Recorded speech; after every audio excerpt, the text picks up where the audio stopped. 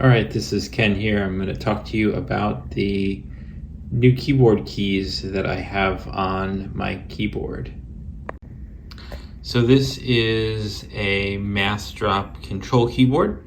I had some issues with what we call ghosting on the keys, and I was able to fix it for the most part with contact cleaner, but I got annoyed cleaning the keys out, and they're halo clears, as you can kind of see.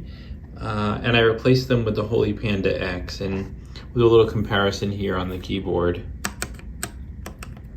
can hear it's a little bit lighter, and the action is much lighter at the bottoming out point, whereas the halo clear at the bottom, that's kind of where you start to feel resistance.